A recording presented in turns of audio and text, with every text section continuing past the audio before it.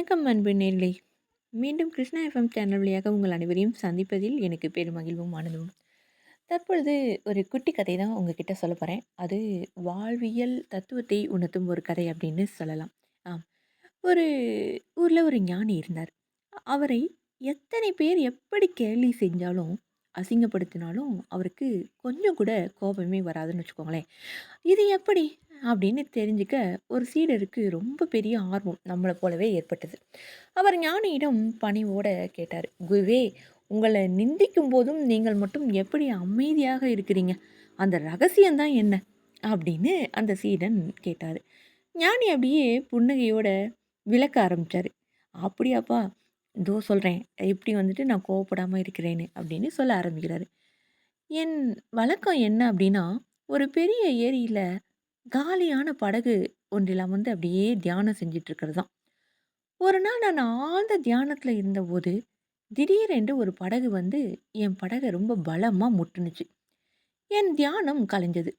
யார் இப்படி பொறுப்பில்லாம கவனக்குறைவா என் படக முட்டியது? அப்படின்னு உச்சக்கட்ட கோபத்தோட நான் கண்கள் அப்படியே திறந்து பார்த்தேன். ஆனா, அங்கே ஒரு அதிர்ச்சி எனக்கு காத்திருந்தது. என்னுடைய படகை முட்டியது ஒரு காலியான வெற்று படகு தான். அது காற்றினால் அசைந்து, அசைந்து வந்து என் படகுல மோதியிருக்கு. அந்த வெற்று படகிடம் நான் என் கோபத்தை காட்டி என்னதான் பிரயோஜனம்? அது அங்கே யாரையும் காயப்படுத்தப் போவது கிடையாது. அந்த நொடியில் தான் எனக்கு பேரறிவு கிடைச்சது. இனிமே யாராவது என்னை திட்டினாலோ, கோபப்படுத்தினாலோ, அவமானப்படுத்தினாலோ, உடனே எனக்கு இந்த வெற்று படகு தான் நினைவுக்கு வரும்.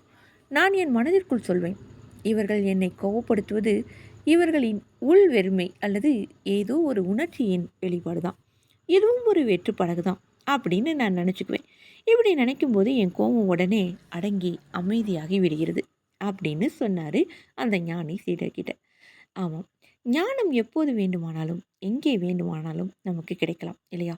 நம்மை சீண்டும் வெற்று படகுகளை பார்த்து நாமும் அமைதியா இருந்து நம் மன அமைதியை காத்துக்குவோம். அப்படிங்கிறது தான் இந்த கதையின் மூலமா நாம புரிஞ்சுக்க வேண்டிய ஒரு விஷயம்.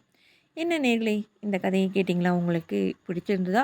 இந்த கதையை பற்றி உங்களுடைய மேலான கருத்துக்களை சொல்லுங்கள் என்று சொல்லிக்கொண்டு, இதே போல ஒரு அற்புதமான பதிவோடு சந்திக்கலாம். அதுவரை உங்களிடமிருந்து விடைபெறுவது நான் உங்கள் அன்பு அறிவிப்பாளர் சகோதரி இளைவேணி கிருஷ்ணா. வணக்கம் அன்பு நேய சொந்தங்களே. நன்றி நேர்களே.